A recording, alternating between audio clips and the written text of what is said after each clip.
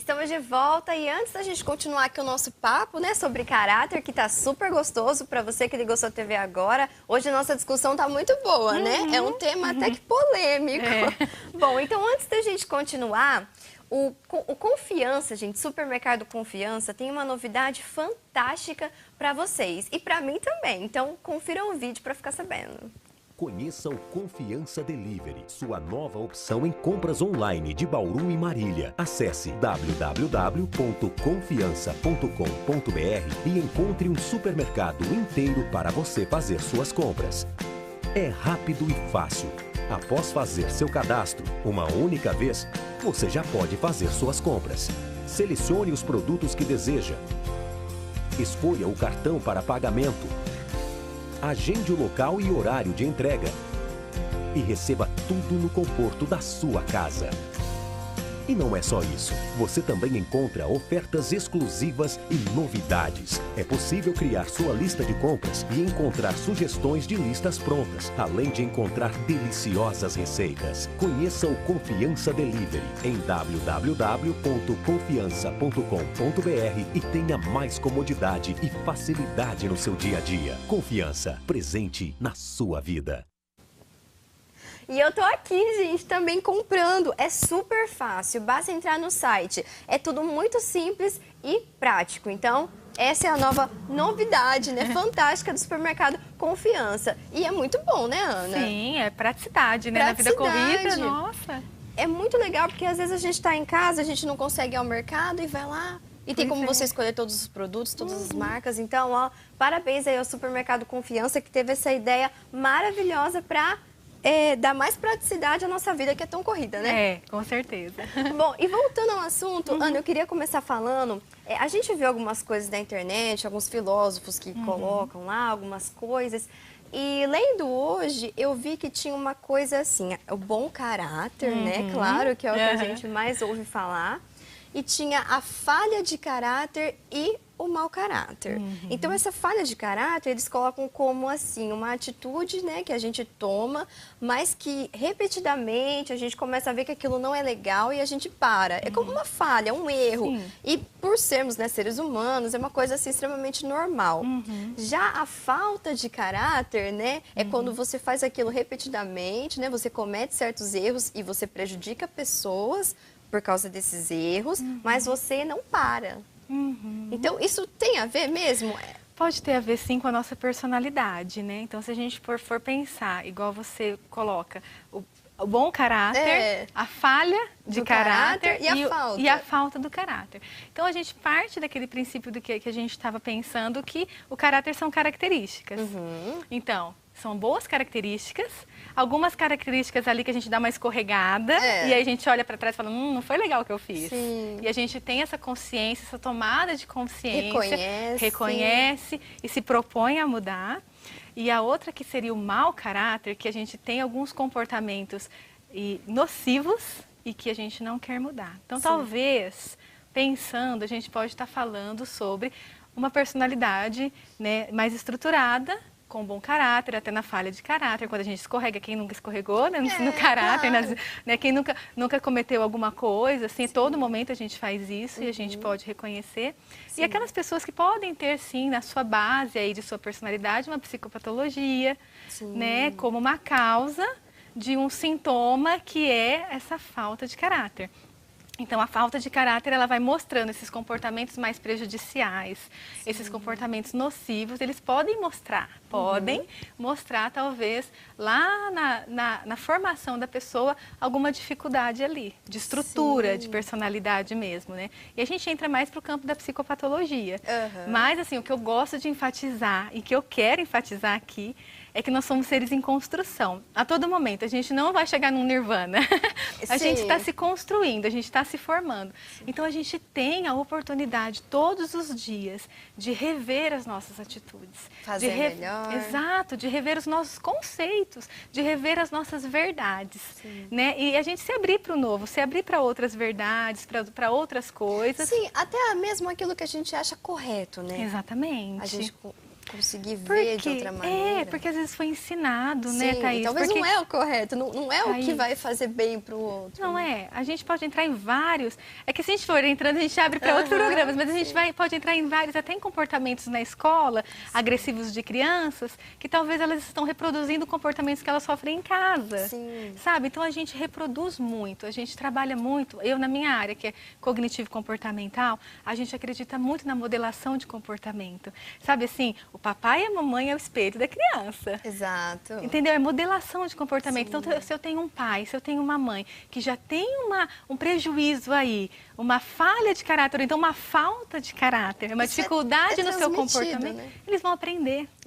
Eles vão aprender. A mesma coisa você falar para o seu filhinho, filha, não grita. Como assim? Como não gritar se a mãe dá o exemplo? Não né? é? Então, é modelação de comportamento mesmo. Sim. Mas, assim, que bom que nós temos a oportunidade de rever a todo momento, que é o que a psicologia, lá no começo que eu te falei, promoção e prevenção da saúde, que é o que a psicologia traz, o autoconhecimento, a possibilidade de você rever as suas atitudes, rever a si mesmo e sempre ser melhor. Bacana. E Ana, a gente quando ouve o VT ou quando a gente conversa com alguém, a gente percebe que o mau caráter ele é mais citado no trabalho. Então por que esse ambiente, né, é mais assim carregado? Será que é porque tem mais pessoas diferentes de nós e a gente tem que saber lidar com isso? Ou será também que é um ambiente onde a gente passa maior tempo da nossa vida? Também, né? Porque se for pensar, a gente passa mais tempo trabalhando, né, do que em casa. Talvez a gente tenha maior proximidade, mesmo contato pessoal com os colegas de trabalho, do que com os nossos pais, com os nossos filhos, com a nossa esposa, com o nosso marido, Sim. não é? E são pessoas com opiniões diferentes. E além de tudo, no emprego a gente sabe que geralmente nas empresas as pessoas querem prosperar. E é muita competitividade. Então, e isso leva a fazer coisas que prejudicam os outros. Né? E querendo ou não, se a gente olhar para a sociedade que a gente está hoje, né, e que a gente caminha, existe um peso, existe uma carga muito, e eu até falo, né, para as pessoas nos vídeos que eu faço também, eu falo muito do capitalismo, ele entrando numa forma do nosso comportamento mesmo, então a gente tem que ser e estar cada vez mais. Sim. Então nesse de conquistar cada vez mais, de ter cada vez mais, a gente pode passar por cima dos outros. Sabe? A gente pode ter aquelas falhas de caráter, às vezes nem dá tempo, porque o tempo corre, nem dá tempo de você pensar, de você avaliar o seu comportamento. Então, a minha proposta mesmo, para nós todos, e a minha proposta para mim, é dar um break, sabe? Dar uma paradinha. Você não precisa aceitar essa correria que é imposta. Porque é uma correria imposta na nossa vida. Então, a gente não precisa aceitar isso. A gente pode ir mais devagar, porque a gente vai com mais qualidade.